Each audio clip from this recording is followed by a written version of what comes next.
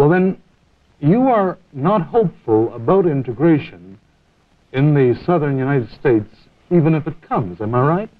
That is not quite what I mean. Let me put it another way, all right? In the first place, it is not a southern problem. It's a national problem. What is happening in New Orleans today began to happen over 100 years ago when, in effect, the North, which was the government, having freed tens of thousands of illiterate black men, then made no provision for them, none whatever. None whatever. They were dumped on the body politic, and no one was responsible for them. And they were, of course, immediately political and industrial footballs for everybody. They were everybody's target. Because, after all, they had to go to school. Now, they got to go to school after Booker T. Washington in 1895, who was the architect, really, of the separate but equal principle, said, in effect, said exactly that education will not make us different, education will not give us any desire to become equal to you, that in all things social, we can be as separate as the fingers, and all things essential in mutual progress, we can be as one as the hand. Now, this idea was accepted by the nation, not only by the South. But the South refused to provide the Negroes with the kind of educational facilities that the North more or less made available to them. No, this is not true either. I'm afraid that is not the way it happened. That is not the way it happened. What happened is the Negro education began, and really began, in the South, and is still very largely located there. There are Negro universities in the South. There are very few Negro universities in the North, because the North is technically not segregated. But it is very difficult, on the other hand, to enter. I don't mean it's difficult because the law is against it, or any of these things. I mean that it is a complex of things. I grew up in Harlem. So naturally I went to Harlem schools. Had to go to Harlem schools. They were the only schools, in my neighborhood. Yeah. You grow up, if you're an American Negro, no matter where you live in the country, you are living in a segregated community. The South has, all those things we know about in the South, and in every great northern city has its ghetto. And I know how difficult it is to get out of these ghettos because I was born in one. Well, James, are you suggesting then that, in effect, officially, in the South, there is inequality and no freedom for the Negro, and unofficially, but just as effectively, there is no freedom for the Negro in the North? The terms are different, but the reality is the same. A boy in Birmingham is in great trouble in Birmingham. He has, in a way, one advantage, though. It's very clear in Birmingham that he can't go anywhere. A boy born in New York can go almost anywhere. Almost. Almost. This can drive you mad. This can drive you mad. You can live almost anywhere if you fight to get in.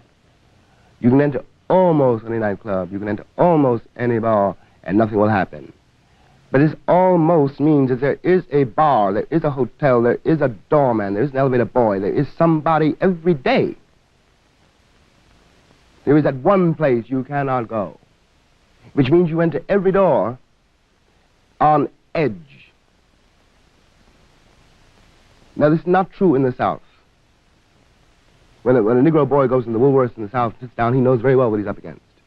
He knows that they want him there, and the only way that he can stay there is to say, in effect, what they have said, We not only are entitled to service, but we want it.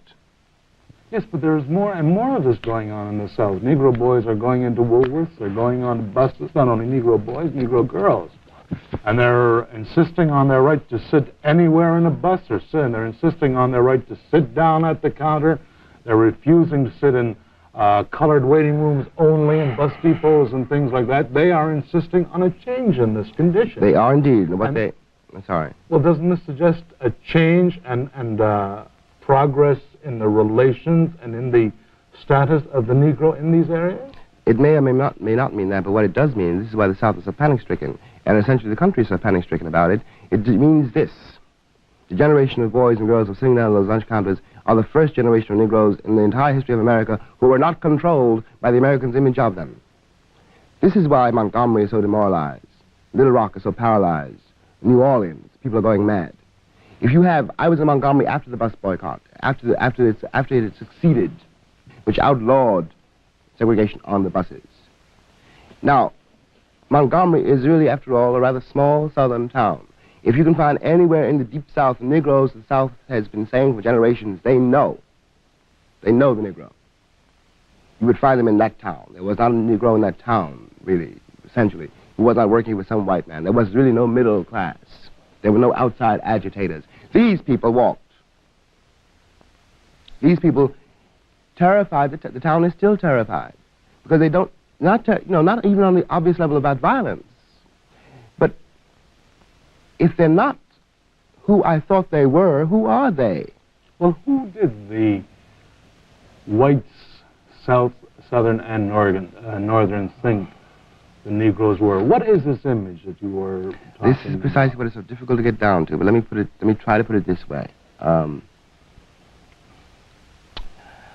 What is he?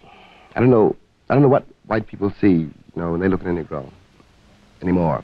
But I do know very well that I realized when I was very young that whatever he was looking at, it wasn't me.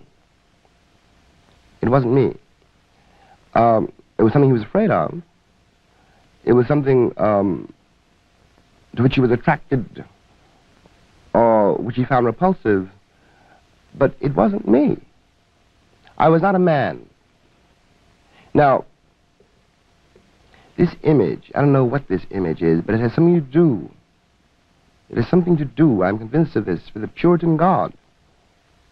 It has something to do with a peculiar and, I believe, absolutely bankrupt morality under which we all are suffering. The one person who was outside this constriction in fact and historically and in life was this pagan, this black pagan. Who was brought over as a chattel. That's right. Was brought over as a chattel to God's country.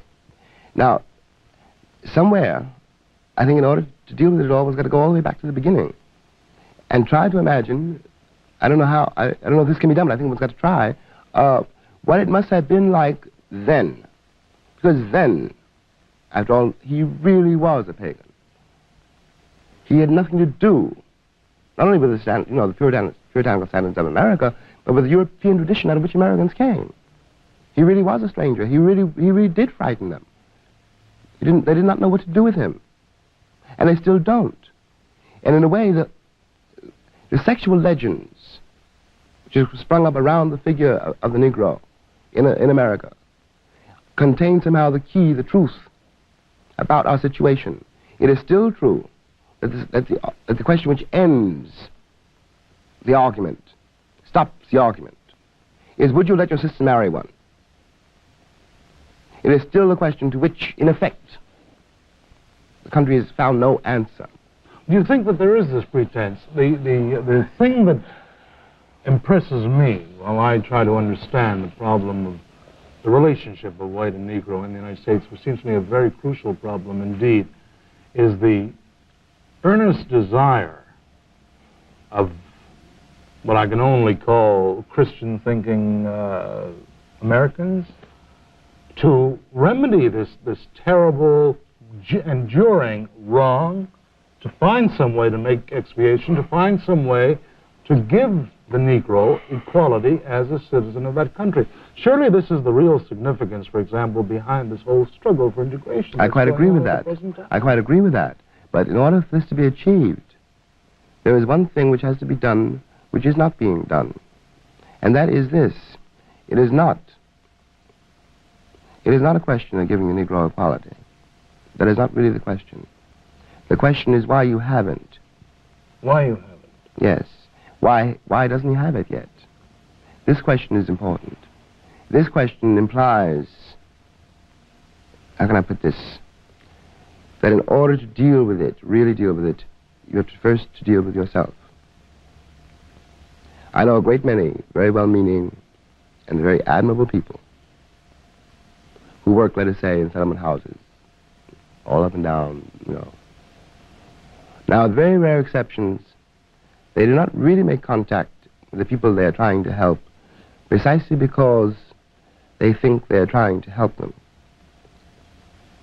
And the problem is more crucial and more subtle than that. A Negro boy dealing with a white school teacher doesn't want to be helped that way. He wants to be accepted. He has to be accepted as a boy, as a person. As a human being. That's right, before anything can be done with him. He cannot be handled as a problem. It's not a question of giving the Negro equality, it's a question of making the country grow up. Does that make sense to you? Yeah, but do I draw the conclusion from this fairly, that what you're saying is that in some peculiar way, there is a need on the part of the American to feel, the white American, to feel that the Negro American is a dependent, that there is a need to put the American Negro in a place apart? Mm-hmm. That is one of the things I mean. I also mean to imply something else.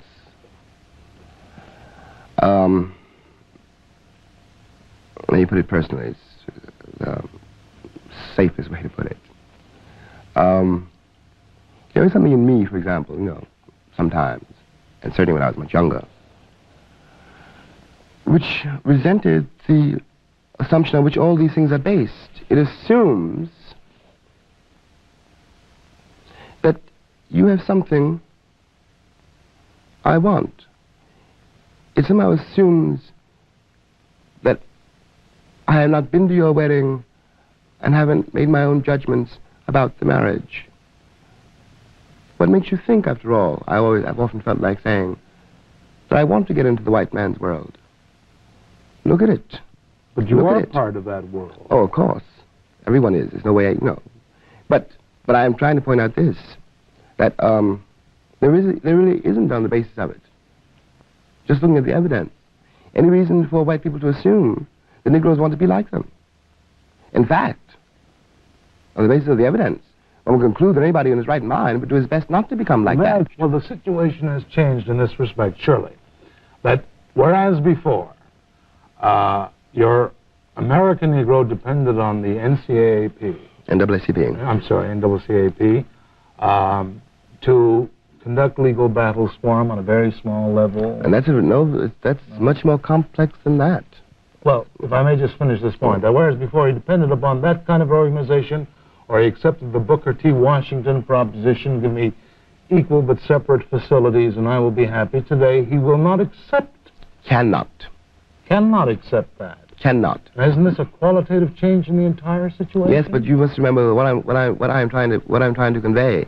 Because I'm not arguing that the situation has changed. I'm not even arguing, you know, that progress has been made. I'm not questioning the goodwill, you know, of the people who are doing it or helping to do it. This is not the question. What I'm trying to get at is this. All right, that's true. But you, oneself, the boy, the girl, no, is in fact living in a house that he can't move out of because he's black.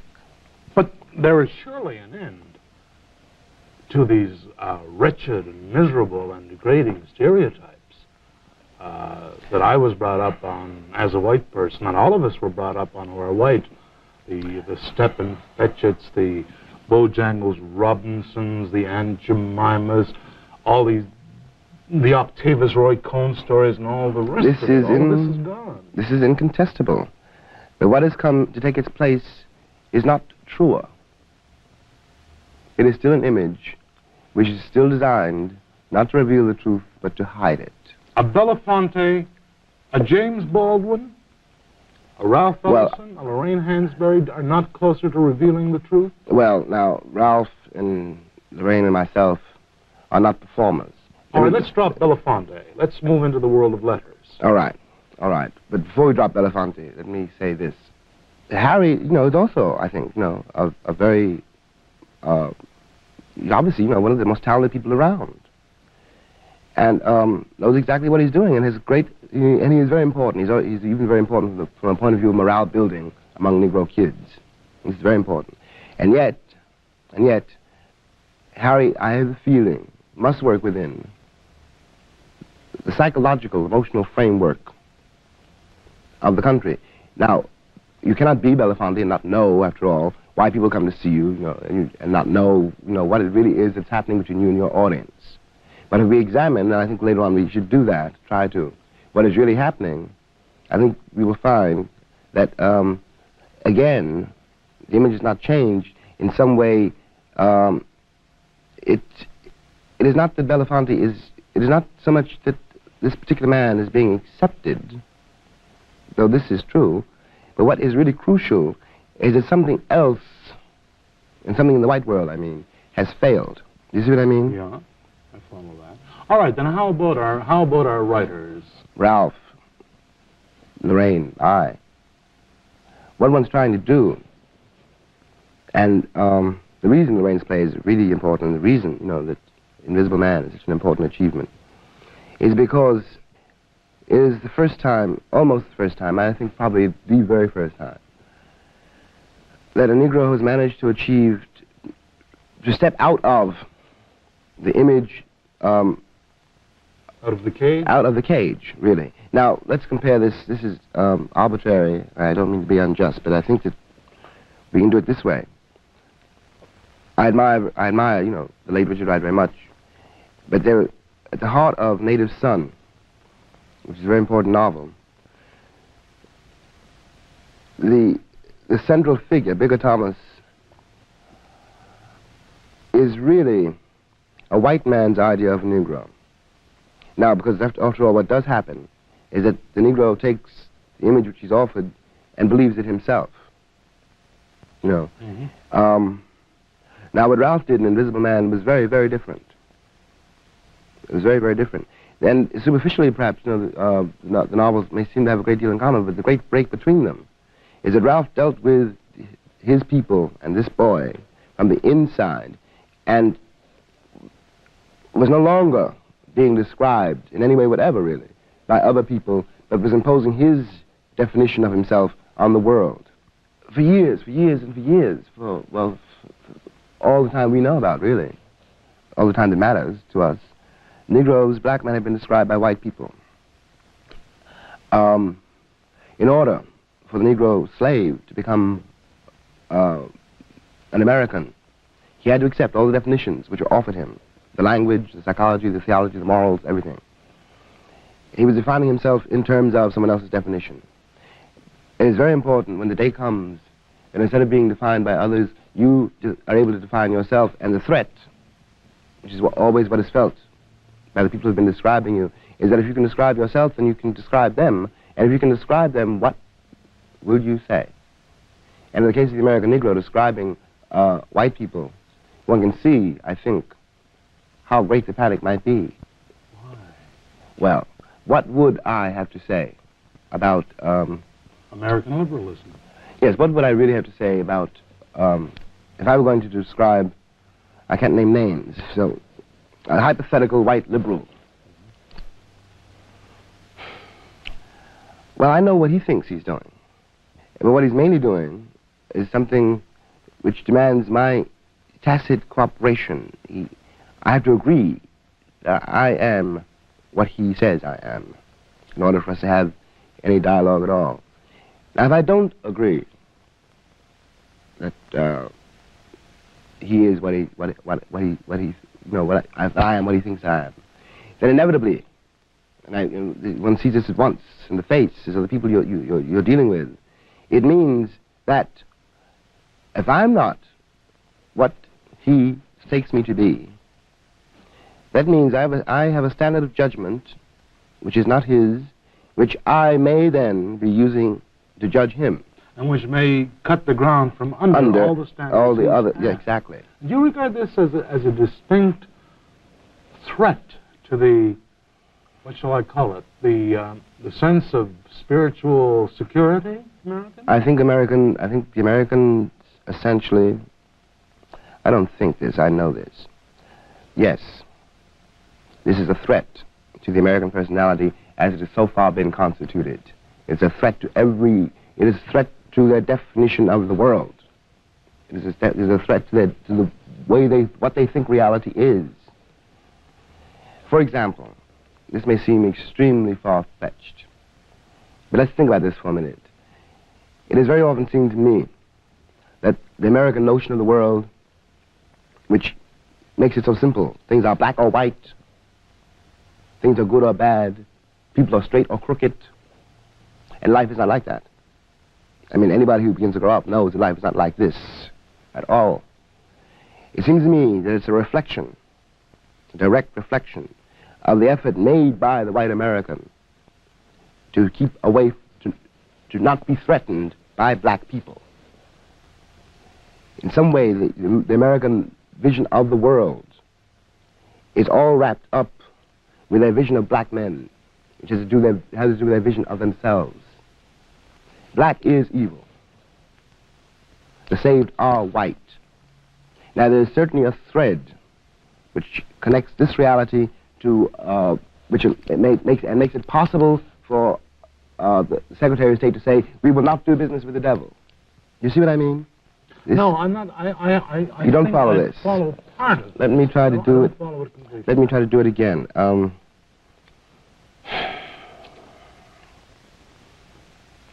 I was saying before that in a way black men were very useful to the American because in a country so absolutely undefined, so amorphous, where there were no limits, no height really, and no depth, there was one thing which one could be certain.